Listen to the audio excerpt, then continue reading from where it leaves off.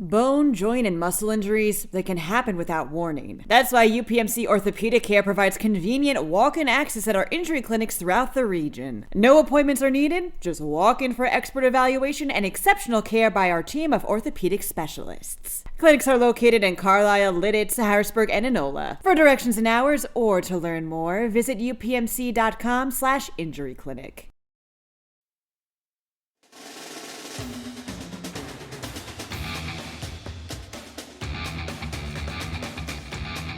Welcome, everybody, to another edition of the Pennsylvania High School Football Report podcast. We're recording 2 back-to-back, so we've been in a marathon session. I'm Brian Linder. Dan Sostek, what's up, my man? I told you the Eagles won. We don't even know yet. Dan's just trying to predict and get ahead of the curve. We'll see if he's a time-traveling time teller. Eric Epler, how's it going, my man? It's going well now. Dan Hey, listen, Dad said 28-13, and it happened. Yeah. Right? Crazy. Yeah. We're going to see. We'll see. We're actually recording this on the Wednesday before the Super Bowl, so we'll see if those scores come through. I picked the Chiefs. We'll find out. We'll own that up in 2 weeks. You know what those guys sound like now as we move through the podcast. Last week, we had Chad Henne as our special guest, a former Wilson Bulldog High School star who went on to Michigan and played the NFL, played with the Chiefs, won a Super Bowl with them. It's Patrick Mahomes' backup. Won 2 Super Bowls with him. It's Patrick Mahomes' backup. We had him last week. He'll be on here this week again, talking about some of the stuff he's doing with high school quarterbacks. It's a pretty interesting listen. As we jump into this week, guys, a couple quick notes. Obviously, the first thing I wanted to drop is a little bit of national news made again by our guy, Micah Parsons, revealing that, or claiming that Alabama offered him as a running back out of high school. A lot of people were debating that. I'll say, never heard that from Micah, and I had a pretty good relationship with him and covered him through high school. I do know Alabama offered him. I do believe he went for a visit.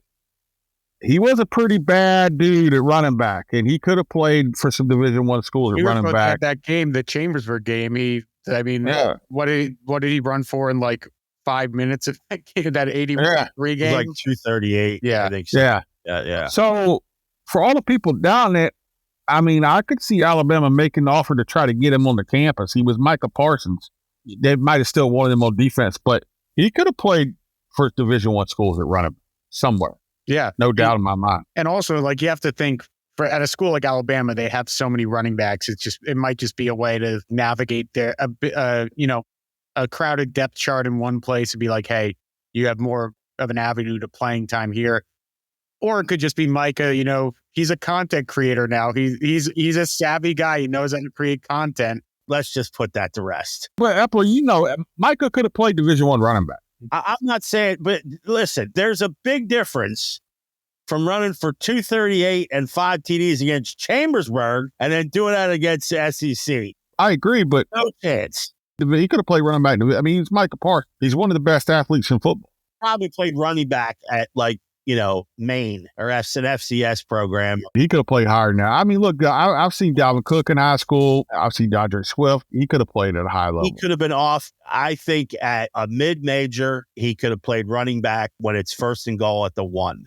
And they put him in to slam through. I think he was the best running back Penn State had when he was there. You got to remember, when James Conner was coming out, Pitt recruited him. I was at the Pitt News at the time. I wrote up all the recruiting bios. They listed James Conner as a defensive end. He gets to Pitt and they move him to running back. If James Conner was going to be defensive end and was recruited as a defensive end and ended up playing running back, Micah Parsons probably could have done it too, I imagine. I love James Conner, and I love his story. Obviously, being a Hodgkin survivor, he was a guy I looked up to. He couldn't carry Micah's water at running back. There's a good, for instance there, Micah would have been a better running back than James Conner. James Conner is the all-time ACC touchdown leader. He's a Pro Bowl running back. He's not even close to the athlete Micah Parsons is. He's tougher than James Conner. And he's tough. He's tough, but, Micah's only missed 4 games for injury. He hasn't played running back, though. Since I've ever known him. He hasn't played running back. That's a different level of toughness, especially the way James Conner runs, where he runs into contact. Micah would have been a better running back than James Conner. Then he would have been one of the best running backs in the ACC history or whatever, because that's what James... There's few athletes on this earth built like Micah Parsons. Can you imagine an elite FBS program bringing in Micah Parsons as a running back? and keeping him. Are you seriously? Like, yes. he would never coach on this planet again. Micah Parsons was the Harrisburg Bo Jackson. He could have done anything he wanted to do. He could not have made the NBA. Wasn't a good enough shooter. No. Now, the guy came off the football field without any practice and tomahawk dunked in basketball, but he was really more of like a power forward who was 6'3". I don't like to say when you're off the rails. We're off the rail a little bit. Yeah. The guy was unreal. The guy was still wrestling to have been state champion. He wouldn't have been as good as James Conner, yeah. The guy ran track and made states or whatever, and like 4x100 or whatever. Nobody's doubting his athletic ability. He's a tremendous athlete. Point being is he could do whatever he wants to. Not at Alabama, he wouldn't have played running back 4 years at Alabama. No, he would have been behind Najee Harris. See, not even comparable. Najee Harris was the number one recruit in the country. Not even comparable as an athlete. In high school. I don't care. You're talking about running back. Not comparable. Not comparable. And running back, not comparable. Trent Richardson, not comparable. Oh, my God. All right. This is off the rail. It's not off the rails. It's not off the rails. They're not in the same neighborhood as Micah Parsons. He's faster than him. That's not everything about being a running back. There's faster, he's stronger. He's not stronger than a lot of these guys. He's definitely he's not. He's more explosive. Just every key element. He's not. He's better in. He's a better defensive end than all these guys. I think Mike Maudie should have played quarterback in college. You guys are missing the point. Like there's missing the point. There's 5 people on the planet who are in the same neighborhood as Micah as an athlete. Go call up Brian Schottenheimer and tell him to put him at running back this year. We'll see. Who are the other 4? That's what I want to know.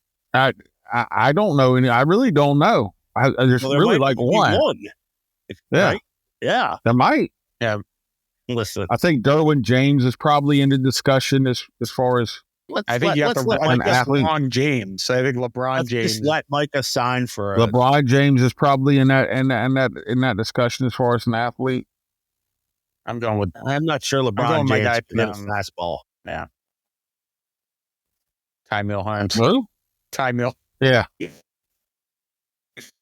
You guys don't. I'm just trying to tell you. I've been around. I've seen a lot of great athletes from Florida on up, and Micah is him, as the young folks say. I haven't seen any athletes in 30 years doing this. No. I've seen them coast to coast. So have I. I know. Yeah. And Micah's tremendous. Micah is him. Don't get me wrong, but you're talking about him playing running back at Alabama. Yeah. That's what you're talking about. I'm talking about the most explosive player. I'm talking about the most explosive defensive player in the NFL. Not running back. There's your point. Not running back. Explosive defensive player. Absolutely. You're 100% correct. Hey, tell Micah to come on the podcast and we can debate this with him. Yeah. Well, you brought it's just tremendously. It's selfish, is what it is. It's selfish. No, it's the truth. Good. All right, let's go. Let's move on. We had a signing day. This was by now it's a week behind. You can go back and check it out on PennLive.com. I think we still have some good players who probably haven't signed by this point. Yep. I think the big news out of the day was Harrisburg's Quincy Branning last week picked Albany. Very good player there. We've all really liked Quincy. We felt like he was probably a little underrated. He's about 6 foot, 170-pound dude who was a really good, I thought, cover corner for Alabama. For Harrisburg, we like him. Any other big news coming out of signing day? I'll tell you, statewide, obviously, a little bit of a surprise. I think Zahir Mathis, the defensive end from Imhotep, who was one of the top players still in the country, left uncommitted, signed with Maryland. Didn't even have Penn State as his final 2. It was Maryland and Florida State were the final 2. Yeah. So a little bit of a surprise there. So here's a guy who I think we've all saw him. I did a really cool story with him. He's been through a lot of tragedy. A lot of people around him die from cancer, which was really sad. He kind of told that story with us a year ago. He's an athletic freak. I don't think he's quite reached his peak potential. Like, Enoch White now is at Penn State. I think he's got he was special coming out of high school. think he was ahead of where Zahir is. But Zahir is also an athletic freak coming out of Emma. I don't think he's quite reached his potential yet. So you think he's a high upside guy. He could be a guy that could go to Maryland and, end up being a top 10 pick. So I think that's a big get for them. We'll see what they do with his potential. But coming off signing day, guys, real quick, looking back, any thoughts there? Anything stick out with you with local guys or statewide as well? Well, I caught up with Brad Hockenberry from West Perry. He just had an awesome year this year until he got hurt. Ran for over 10.8 yards a carry this year on 1,200 rushing yards. Just has been a big part of that program, but also as a linebacker, saw a lot of winning before, Marcus Quaker graduated. He's gone to Bloomsburg, and he told me that he's actually, they're moving him to slot receiver, which I think he'll do. I think he's one of those kids that you can just put him anywhere on offense and he'll find a way to succeed. He caught a lot of passes from him as well. So caught up with him. I know you caught up with Mason Lubold, who is another guy we really like this year too. Yeah. He's heading up to Boston area at Tufts University. That's my dad's medical school alma mater. Is that right? Yeah, I went to Tufts. I did not know that. Yeah. He's been a really solid, interior lineman. Obviously played both ways, but he's going to be, play center at Tufts, and he's a real interesting kid. He's obviously really smart, I believe, right? Yeah, he academics. I mean, you could just, before you even ask, when we do these recruiting profiles on kids that commit, you could just tell like he had his ducks in a row on what exactly he was looking for. And academics was, right at the top of the list. Obviously a kid who, we always talk about centers being the smartest guy on the field, and he proved it right. I mean, just the way he talked about it, his excitement, on heading up to Tufts. And so I was happy to write that one because he actually committed, I believe it was late December. Or maybe it was earlier. It was earlier because they announced it on their senior day. Yeah. So, okay. So it would have been sometime in December, early December, late November. But we didn't get a chance to write him about him. So it was a fun conversation with him recently on that. And yeah, we have a bunch of other kids. I think Dan, you probably wrote a recruiting brief on probably 10 guys in the last 7 to 10 days. Nolan Bazolka ended up at East Stroudsburg. Going to play tight end there. Then Eddie Corkery, Millersville. Millersville really hit the area strong. They got, I believe they also got Julius Tirado from Cedar Cliff. Tirado, yep. Duntavius Luckett from Bishop McDevitt. So they've been hitting places. Brady Seiler from Redland signed with Bloomsburg as well. Gunnar Hiller, St. Francis, who I know picked up a TV from Brian. Yeah, a couple weeks. Epler, I had two big plasmas I was getting rid of because I've upgraded the TVs here at the house. I'm in the process of it in the basement, but I put a 75-inch in the bedroom. Oh, it's amazing. I love it. In the bedroom? In the bedroom. I always thought you had small TVs in the bedroom. I do. I have one of those too. I have a 43-inch and a 75-inch in the bedroom. Jeez, that's not small to me. That's like like small is like a 19. I play no games. Huh? I play multiple TVs is the move in 2025. I have 4 right now in the basement. Now my wife's making me. You guys have seen I've sent you guys videos before the command center when I had them all rolling. My wife's making me take one of them out of here, much to my chagrin.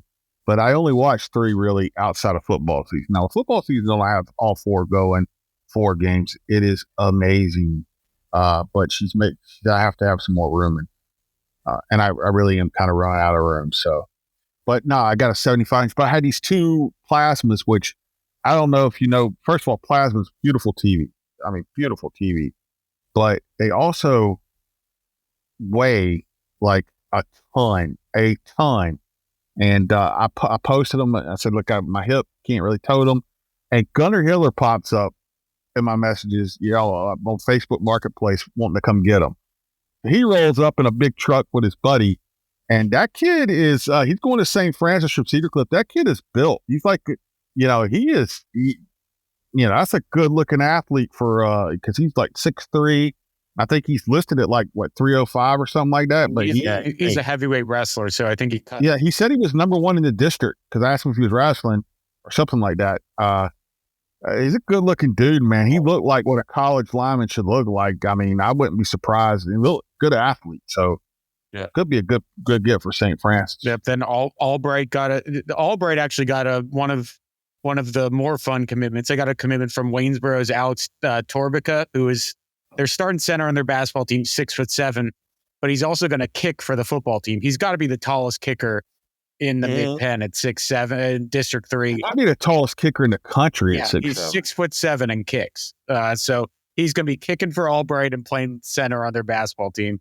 But you should look and see if there's a taller kicker listed in college football. I bet he's the tallest kicker in college. Yeah. And then they've got Devin Reed and Ymir Caesar as well. So you kind of see this right at this signing day that these schools, you get a ton of people going to the same school. Hezekiah Latini committed to Shippensburg as well.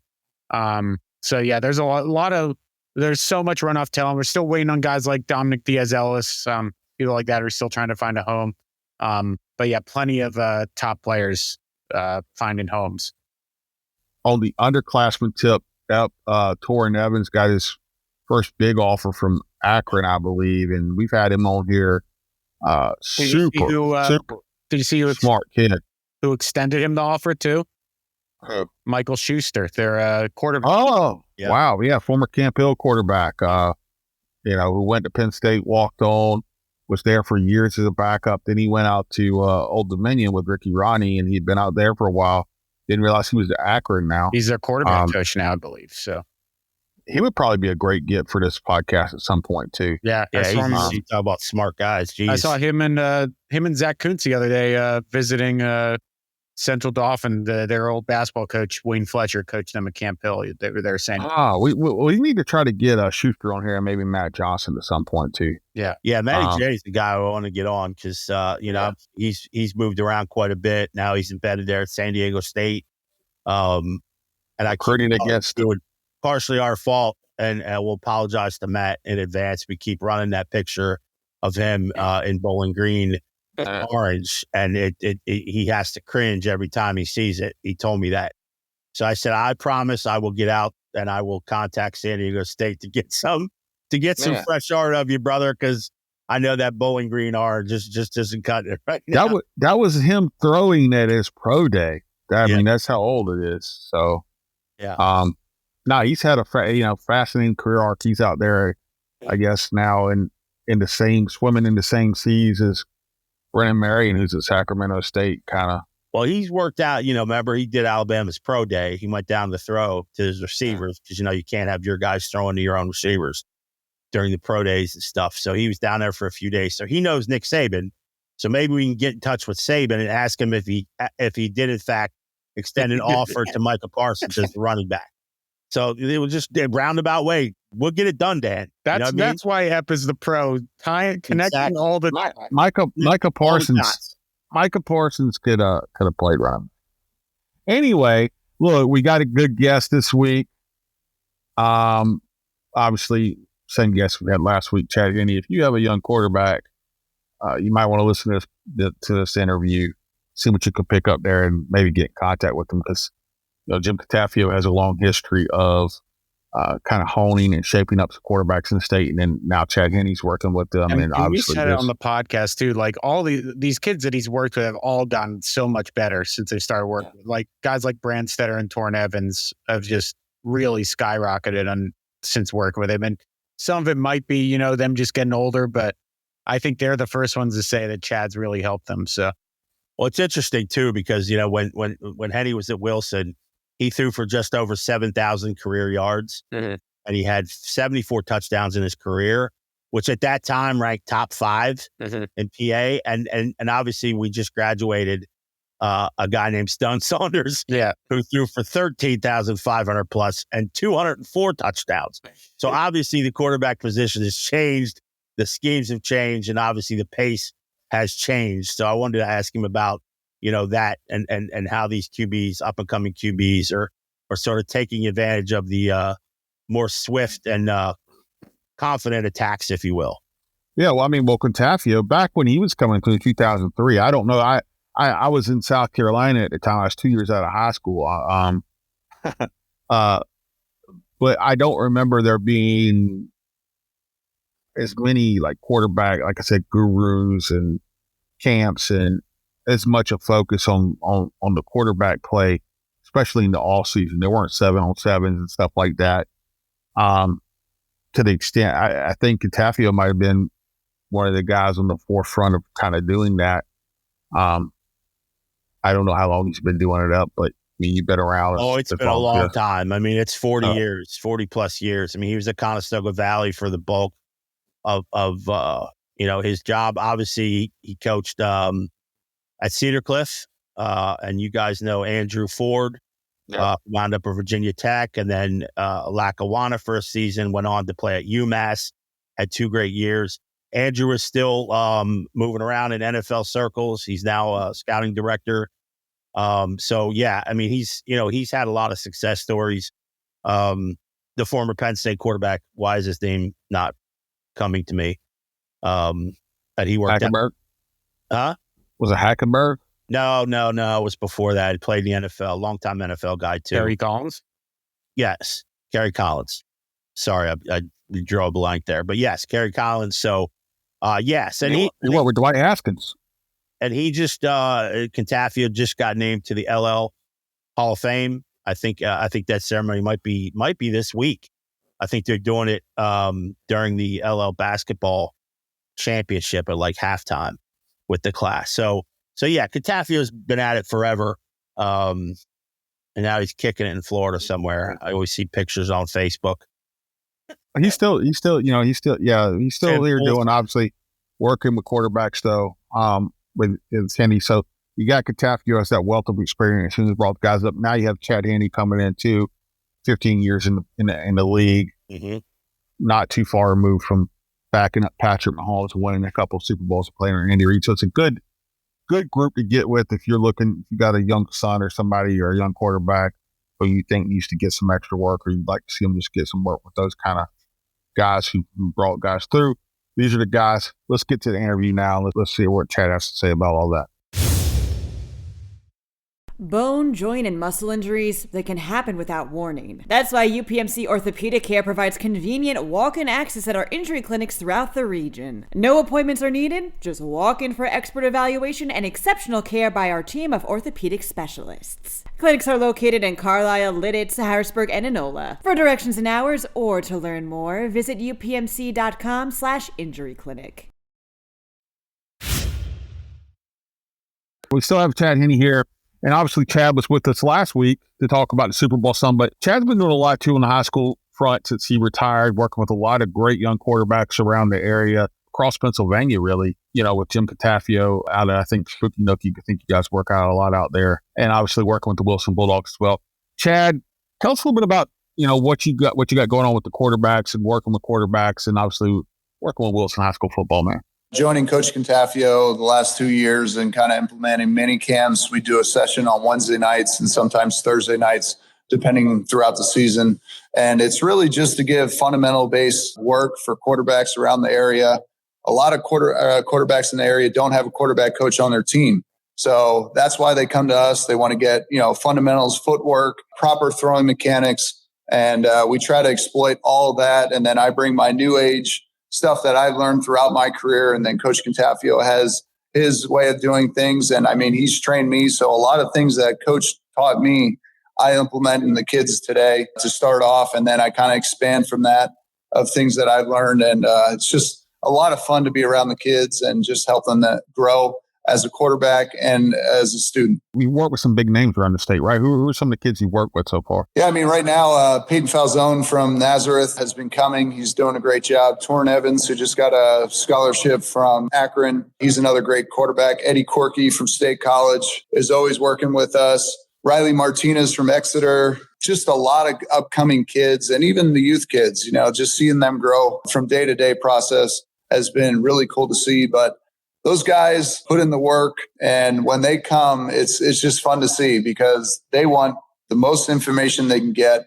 And we're going to pour it all into them. Now it's their job for that one session to say, all right, this is what they want me to do. But now when I'm on my own, I have to work on that as well. We kind of see it firsthand, right? Because we cover the mid-Penn mostly. A couple of the big quarterbacks in our area, you kind of mentioned a couple of them, Torrin Evans, Eddie Corkery. I think Drew Brandstetter from Camp Hill has also worked with you as well. Yep, Drew's in there, going to Gettysburg. Those are all guys that I think we've all said multiple times throughout their careers just how much they've improved from their first year to where they are now. Do you think that it's just the work that you do with them is just more kind of simplifying the game and allowing them to kind of reach that potential? Like, you say it's more kind of the fundamentals. How do you kind of unlock these kids and kind of help them kind of make those leaps? I think first of all is like just seeing them firsthand, saying, okay, I see this in your lower body or upper body. How can I correct it there? But at the same time, what I like to do individually is take their high school offense and say, teach me it.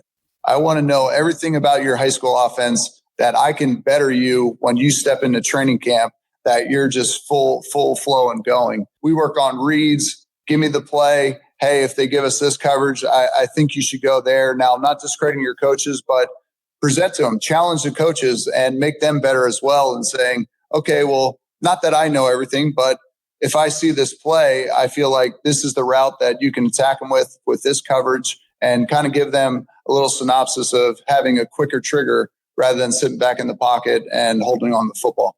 Chad, I wanted to elaborate on that too. Do the young quarterbacks ever talk to you too about the mental part of it? You mentioned the sort of the new age thinking process and teaching these young guys.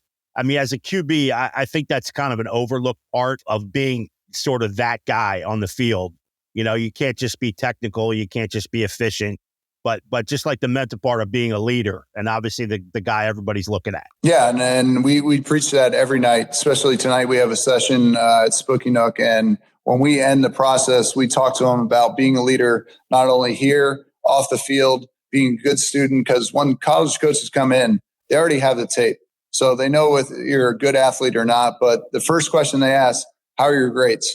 And if you don't have the grades to, back you up with your athletic abilities, you're not going to college. So they'll bypass you right now. So worrying about the education part about it is very important to us. And we preach that.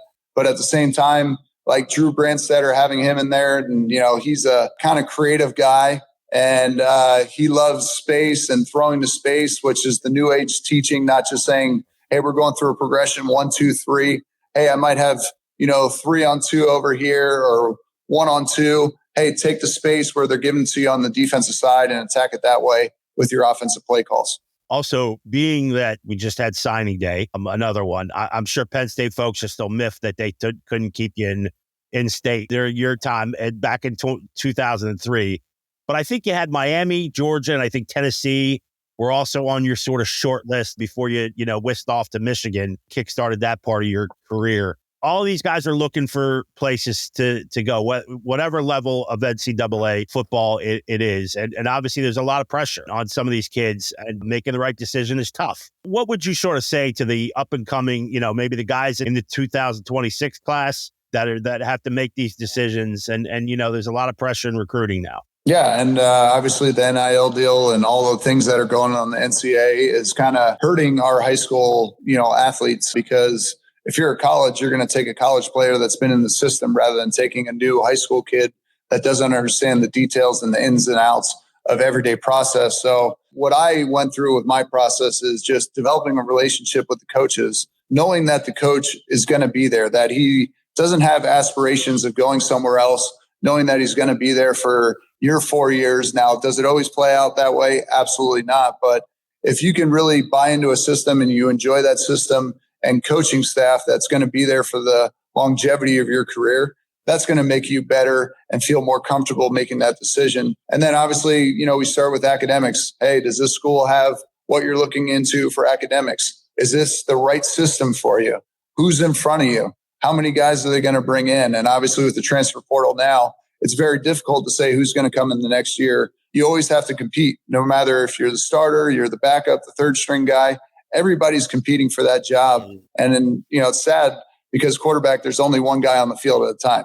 Other positions, you can play multiple positions, but Quarterback, it's very difficult, and you just got to be in the right situation at the right time, that somebody falls in love with you, and that's just going to coach you throughout that time that you're there. Kind of along those lines, it's obviously a much different football world than when you were in high school, but how different is quarterback play in high school in 2025 than it was, back when you were playing? Like, it feels to me kind of, I was 9 years old at that time, but around that time, it feels like there weren't as many teams that were embracing the passing game the way they are now at the high school level. There weren't as many quarterback gurus out there, and stuff like that. You didn't see this on training. I mean, Catafio was probably one of the first guys doing it, right? Yeah, absolutely. How much of a change has there been in high school football now that you're kind of back reattached to the area? Yeah, I mean, to be honest, at the quarterback position, there's no more drop back quarterbacks. You can say you're a drop back quarterback, but you're going to get killed in this day and age. And you can't sit in the pocket.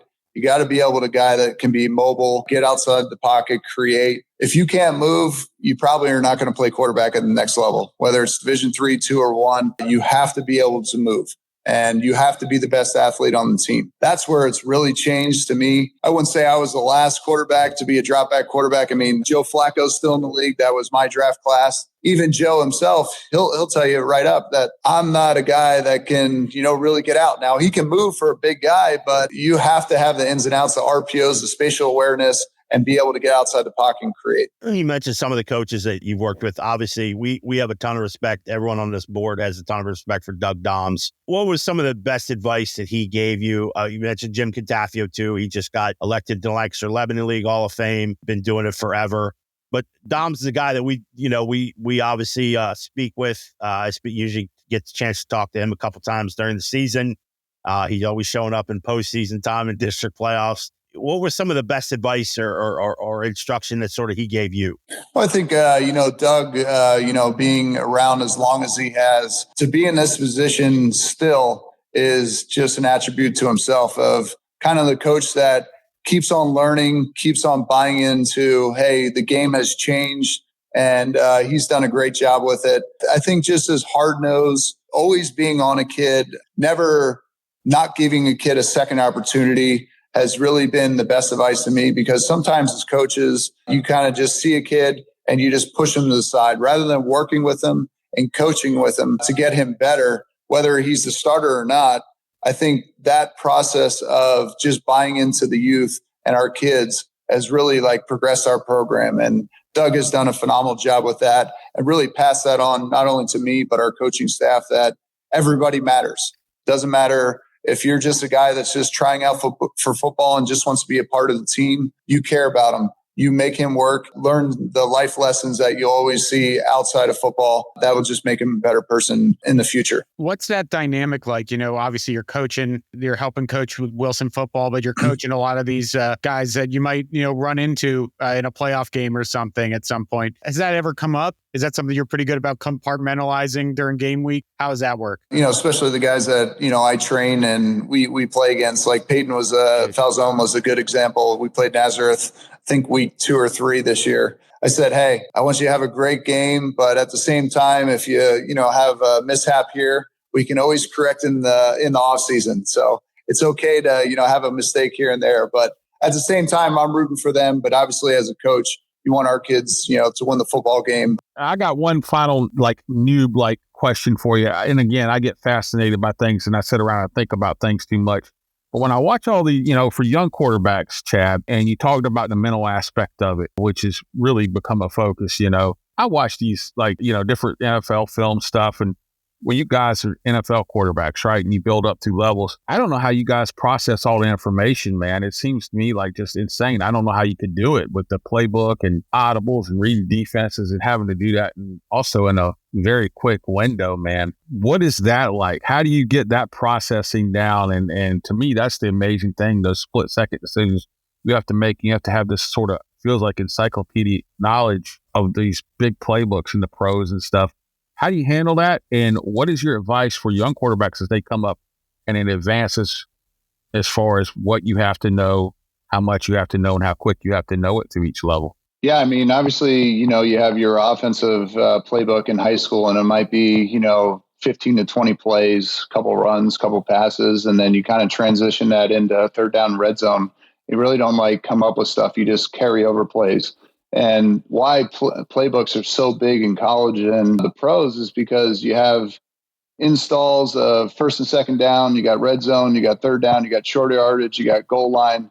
There's just so many things that they really dive into that it just makes the process so much harder to learn. But you kind of, how I learned from high school to college was just drawing back plays that we ran in high school that were similar. Now, obviously, you have to learn different philosophies and concepts, but it's almost, if you're not studying every day and putting in the work, you're not going to be successful. You have to become a student of the game, whether you're drawing up plays as a quarterback each and every night, going through progressions, just almost becoming book smart rather than play smart first will just set you up for success on the field. The film study is one of those that you have to be taught. I was always taught by our quarterback coach at Michigan and even some of the seniors that were there, upperclassmen above me. But it's just very difficult to say, hey, if I can just do it at practice, this is good enough. Well, it's no longer good enough. You have to dive in, and even high school, you got Huddle now, that you have film study that you can actually watch on your own rather than just going to the facility, just thinking that's good enough. And Chad, you almost weren't coached. Well, I'm not almost, but it was kind of well documented that after Aaron Rodgers went down, the Jets reached out to you. How difficult was that decision last year to, stay around here and continue coaching and working with these kids rather than go back and maybe get a chance to start a few games? The way that Jet season went, you might have got a little hurt. Yeah. Was it a difficult decision or pretty easy for you? Yeah, and I think I saw like the writing on the wall. Aaron Rodgers goes down. Zach Wilson, I believe, was the next guy up. And not saying that, I'm, better than anybody, but I feel like in that situation with my experience that I learned the playbook. Nathaniel Hackett was the offensive coordinator who was with me in Jacksonville. Solo's with me in Jacksonville. All these coaches know me. So if I really dove in and say, hey, I'm here, like I'm there to play. Mm-hmm. I'm not just there to sit in a backup role. Mm-hmm. The hard thing about it is then when you get into game day and you have the fans all cheering and, things aren't going right, because I've been in that situation as well. I've been booed out of stadiums many times. It doesn't feel good, but they're always looking for the second string guy or the next guy up. And I felt like I would do justice to that team at 38 years old, just saying, and I even told the coaching staff, I'm not going to be the one that changes everything here. Like, I'll do what I need to do and try to help us win, but I'm not going to be your savior. I need guys around me that are going to be accountable, do their job as well. But I just didn't see that in that team, even though they had a good defense. If Aaron Rodgers is getting hurt on the fourth play, and I feel like he's a little bit more mobile than I am, that's not a good sign for me. Yeah. Well, look, Chad, we bounced around a little bit on you here, but you've certainly been gracious with your time. We appreciate you coming on, man. This is one that I've been pushing the guys, not these guys, but the younger guys, especially on our team, to kind of get out and tell you guys a story of what you guys are doing with quarterbacks out at Spooky Nook. I think you touched on a lot of things, especially for young quarterbacks and how the game's changed and things they need to be looking at. One last quick one. If there's kind of a younger quarterback that fans in Central PA don't really know that you think could make a big leap this year, is there anyone that sort of comes to mind that's really impressed you? You know who I really like? Logan Steele from Shamokin. I've been training him for the last year or so. He's been offered a couple scholarships. Penn State just offered him. Whether that's, quarterback or secondary guy, I feel for his height, he's a great, obviously he's a great athlete, but he can spin the rock. He's only a sophomore. They got to, the district final, I believe, and lost that game up there, but he's one to watch. I think he's impressive. He's a good kid. He has a good background. He's smart. He's a multiple sport athlete. And I'm really excited to see what he can do, not only, on the defensive side of the ball, but as a quarterback as well. I'm going to go definitely check out it. These guys will tell you, man, it started a couple years ago. I had a bone marrow transplant, and I just laid up the whole time watching Huddle film, which is, and so now I got where I'll go watch everybody's Huddle film, pretty much everybody in the state. It's one of the fun things about covering high school football in 2025. Everybody has film. You can kind of go see what they look like. Chad, you've been great with your time, so we're going to check out Logan. Again, you touched on a lot of things. You're doing some great work. Guys, Jim Catafio has been doing this for a very long time. And he's worked with some guys that have made it to the pros, guys, been really good college players. And I just got Chad Henne out there working with them too. Those guys are working together. And Chad, obviously, 15-year pro career, great college player, a couple Super Bowl rings if you want. If you have a young quarterback and you want to get them some good work, that's the place to go. Chad, tell them how to find you guys if I got a son who I want to place quarterback and I want to get up some good work, how do I find you guys? Yeah, svssports.com. That's Coach Cantafio's sport website there. You can find us for our camps, for Wednesday night program, and obviously individual. My website's on there as well. It's 24-7qb.com. So you can find me there, send me an email, and I'll get back to you in that way too. All right, well, everybody, that's Chad Henne. Chad, we appreciate you again, man. All right, guys, that was Chad Henne part 2. And look, we've been on a marathon, guys. Just keep this short and sweet. Eric hit the smelling salts for the Vicks Vapo Rub for one final push here. We'll see if your Super Bowl picks were correct. I'm going to get to the bottom of the Micah Parsons Alabama thing. I say he could have played at Alabama at running back because I believe Micah could do anything he wants to do. You know what? You're right. Because if Tyler Warren could play running back at Penn State, anyone could play running back. See, Dan's a Tyler Warren hater. Yeah. Tyler Warren doesn't run the ball 20 times a game as the featured back. Yeah. And it doesn't happen. I think I could take a carry once at Alabama and run. You're confused in a situation. Can he play running back? Of course he could play running back because he's that good of an athlete. He could play. He could do whatever he wants. He could play running back for one play. No, he could carry 30 totes. He'd run for 275. You're right. Then but you'd have to take away his $100 million contract coming up as a linebacker / rush end. Anyway, be sure to check us out on PennLive.com. We got all kind of stuff coming in the pipe. We're going into, wrestling postseason's well underway. Bo Bassett in Iowa. Bo Bassett. Iowa. There you go. The rumor was he got $5 million to go to Iowa to wrestle. I don't know about that, but it's probably worth it, honestly. Their basketball team stinks. Football team scores 5 points a game. Might as well spend it all on wrestling. Bo Bassett, big name. Anyway, guys, Dan, tell them how to find you on social media. Dan_Sostek. I'm at 3Jacker. And I'm at Sports by B Linder on Twitter. Our producer, Megan, is at Savvy Literate on Twitter. And she's probably furious at us right now. Yeah, we've been filming. The marathon is over. We have 2 podcasts. We'll see you guys next week.